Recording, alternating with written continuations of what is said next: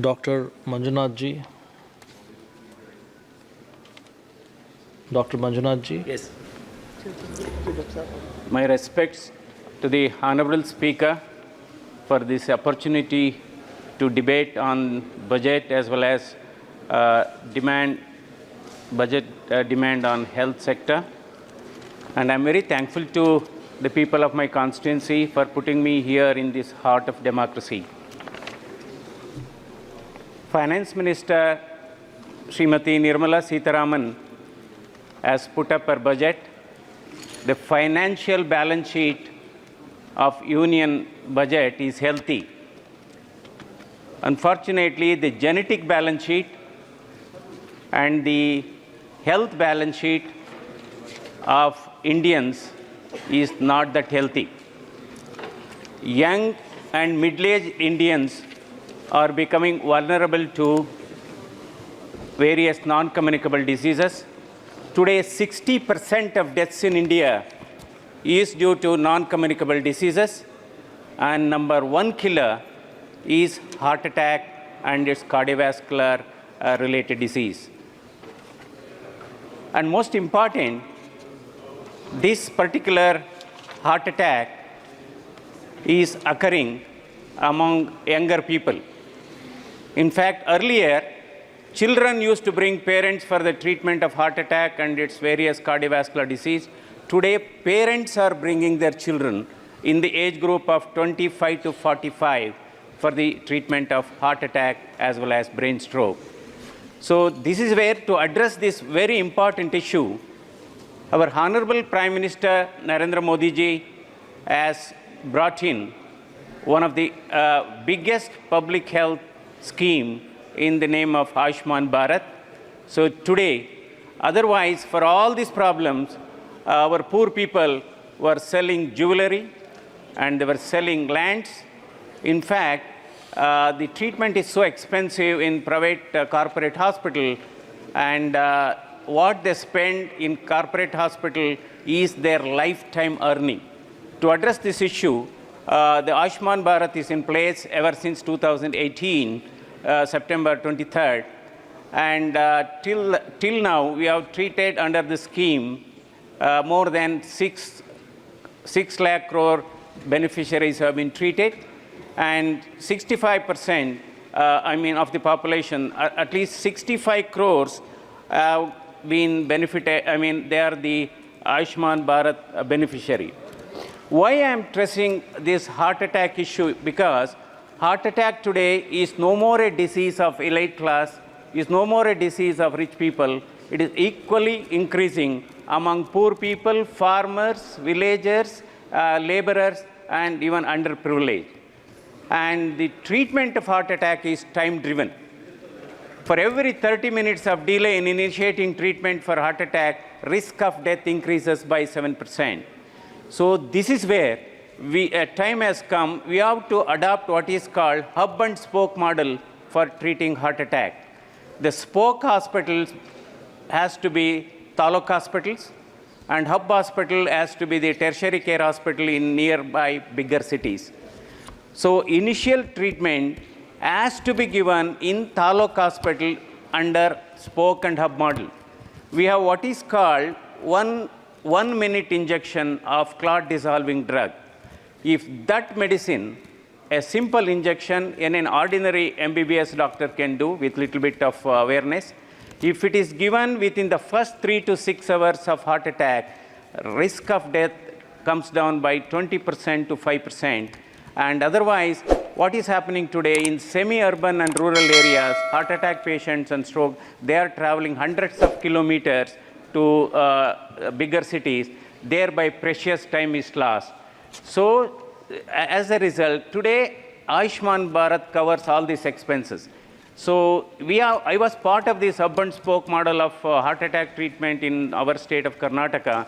We have implemented in 45 taluks. Now it is being expanded to 90 taluks. It is in place in some other states also, like Tamil Nadu, Goa, Maharashtra, Orissa.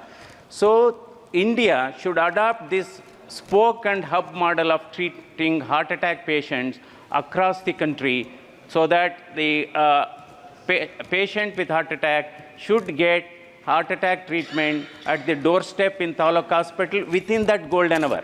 If that treatment is given after 12 hours, now the model how it works, initial treatment is given at this peripheral rural hospital, and the injection is given, which cost about 18,000 rupees. It is covered under the scheme, and with usage, as usage goes up, it could be available even for a lesser cost. Then after 3 to 6 hours of giving this injection, they are shifted to nearby bigger places where angioplasty and stent procedures are available.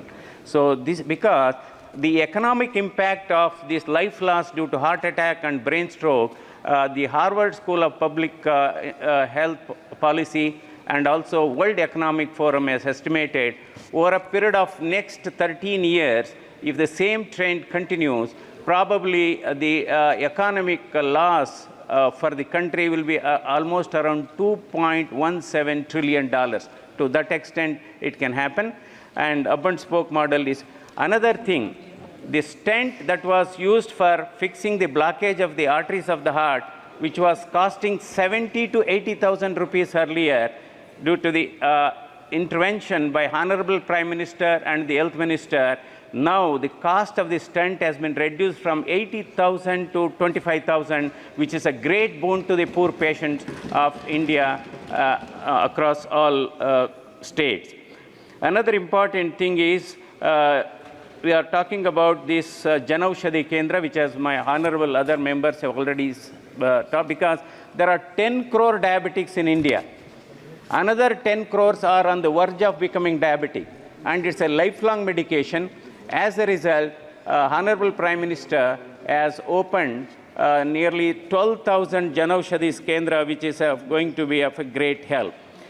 So there was a criticism about Ayushman Bharat. The package rates are not that very remunerative. As a result, private hospitals are not getting empaneled.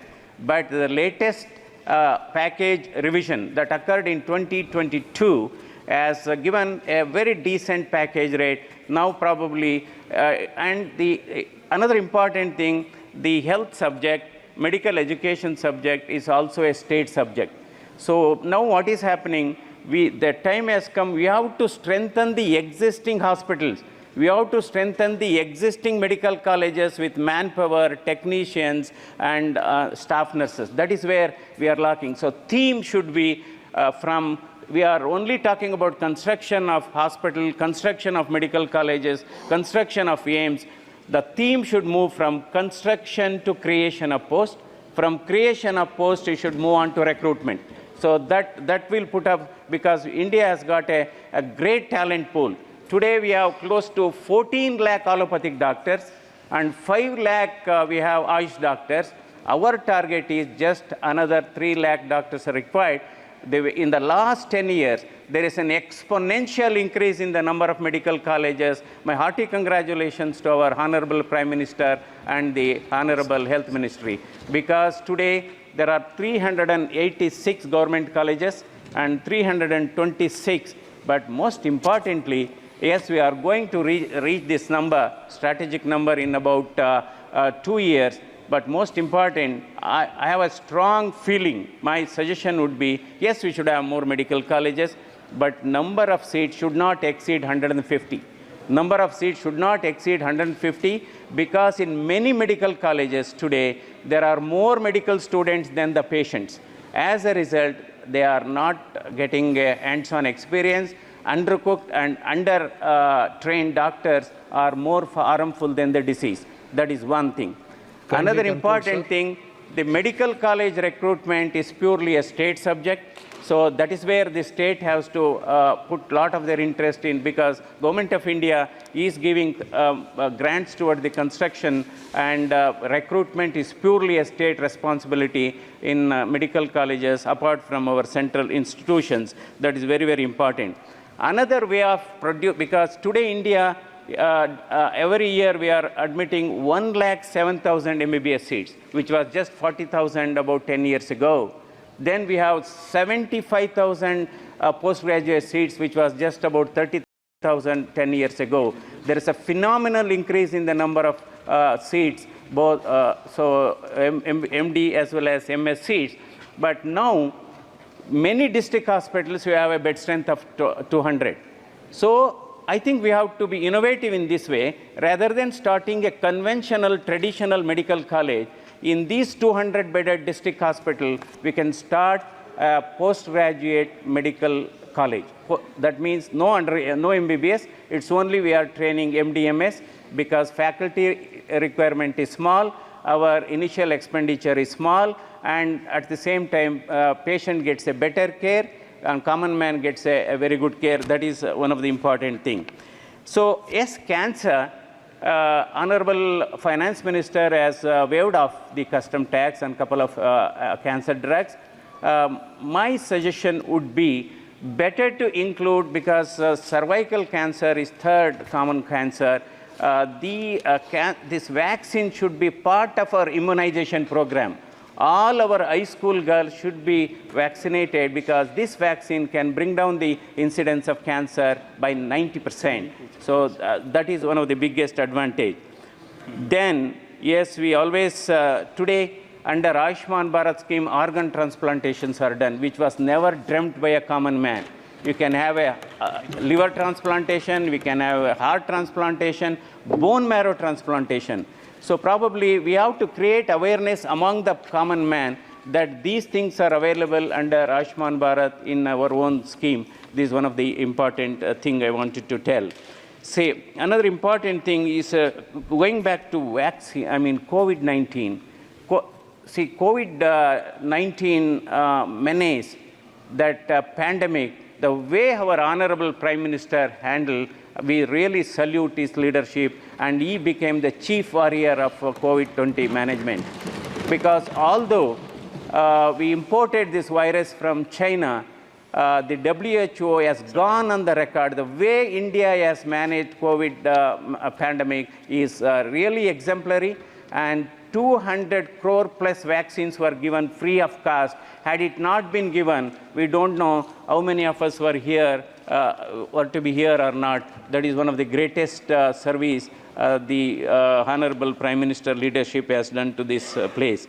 So another, yes, we have to adopt artificial intelligence and machine learning in those areas where specialists are not available, where the specialty tertiary care is not available. Certainly we can invoke and adopt artificial intelligence.